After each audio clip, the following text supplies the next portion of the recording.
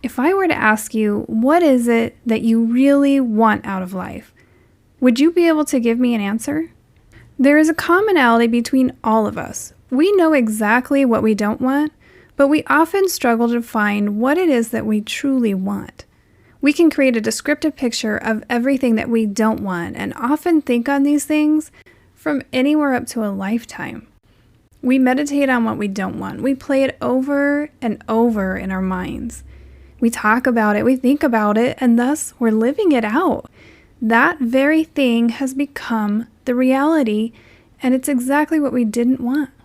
Few people can build a detailed description of the life they do want. Do you talk more about what you want?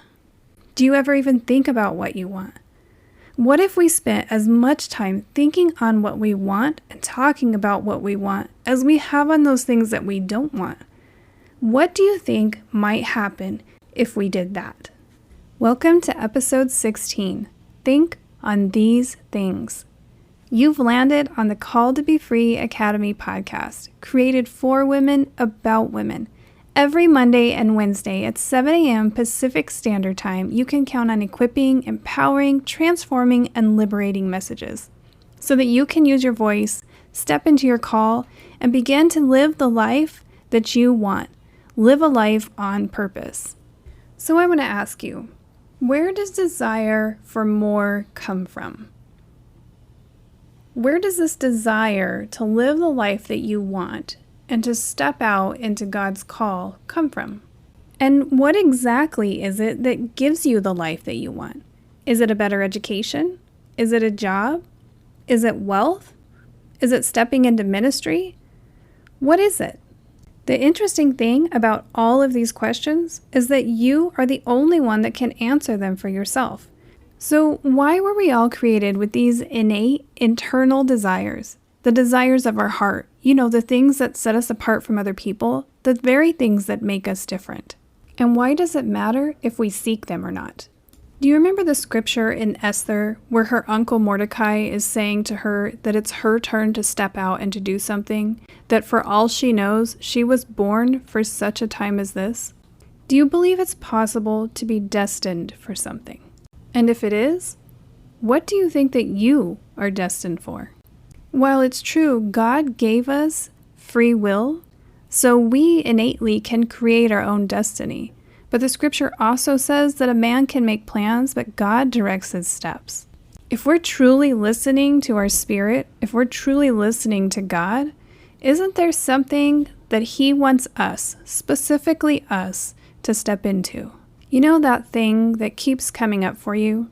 That thing that's sitting in your heart, maybe even in the gut, in the pit of your stomach. You know it's there, it's been there for years, and you keep getting reminders about it. You keep getting nudges towards it, and you keep trying to push it down because you don't think it's possible. Because you think, how could I even do that? How is that even ever going to happen? Or maybe you're terrified to death of what it would mean. You know that. You know exactly what it is, because everybody has that. There's something there, and God and the Spirit is trying to nudge you. But are you listening? What do you think it would have looked like if half the people in the Bible didn't actually do what God had put on them to do? How might life look today? How might things have been different? What exactly is it that you keep putting off? And if you're putting it off, who is it affecting? Whose life is missing out on the very thing that you have been called to do, the very thing that you have to offer, because you're afraid to step into it? Here is an interesting thought for you. You know how at the beginning I said we all know exactly what we don't want, but we have a hard time articulating and visualizing what we really want. What if that thing that you've been running from is the exact thing your heart, that your spirit truly wants? What if that thing that you've been putting off is the very thing that would bring you the most fulfillment? You know the scripture that says He gives you the desires of your heart? Well, as a linguist, I'm really big on identifying ambiguity. And ambiguity just means that there is more than one possible meaning. We could look at the scripture a couple of ways. It could be saying God gave you the desires of your heart, Or it could also mean that he makes the desires of your heart a reality. Either way, he's invested in the desires of your heart. He's invested in what it is that you want. He either put that in you or he wants to give it to you. So why then do we continue to run from those things that we truly want? Is it because we've developed a belief about it based on our past experiences, and so it holds us back and makes us fear stepping out into it? Maybe we don't feel good enough, or maybe we think we're not qualified. Maybe we're worried how other people will take it. Maybe we're really worried about what that means for us as a person. How are we really going to handle this? I'll tell you, through the grace of God.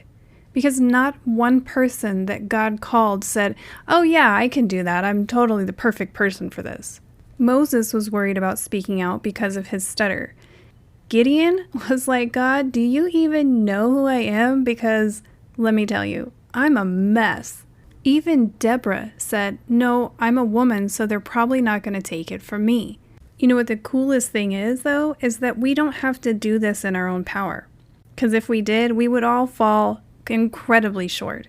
I mean, think about me, okay? I'm sitting here speaking on a podcast, and I have this crazy inner ear clicking that comes out on the microphone every time I talk. Plus, I have this really soft-spoken, kind of monotone, boring voice. How exciting to listen to me, right? But I'm doing it because I believe that God had told me to do it. So what is it that God has put on your heart? What is it that you truly want? So let's look at that scripture one more time. Psalms 37:4 says, "Delight in the Lord, and he will give you the desires of your heart." Do you know the word delight there actually means to be pliable, to be moldable in the Lord? It means that we have a soft heart for God and what it is that he wants for us. When we are soft towards God, when we are pliable and moldable, the desires of our heart are for God and for his kingdom and the things of his kingdom. So he puts those desires within us.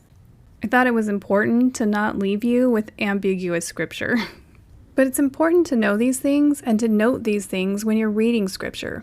Because you really need to interpret the Bible with the Bible. We really need to know what it is actually saying to us. And God can reveal that to you. So can that 10-pound Strong's Concordance. But either way, you'll get the gist. So I'll leave you with this. What is the one thing that you've been putting off that you know you're supposed to do? And why aren't you doing it? You know, one of the biggest things that stops women from moving into what they're called to do is because they feel like they don't have a voice, or like their voice doesn't matter. Or maybe like their voice or they just aren't good enough. I have a free resource for you to download. It's called The 5 Keys to Being Heard, Seen, and Valued. I'll leave a link in the description below. Have a blessed day, and as always, if you have questions, comments, or prayer requests, send them to support@calledtobefreeacademy.com. If you want more information about me and what I do, go to my website, www.aprilamrine.com. Thanks again. Talk to you next time. If you enjoyed this episode, hit the subscribe button on your preferred podcast player. And if you would, leave a review and a rating so that we can help other women hear these as well.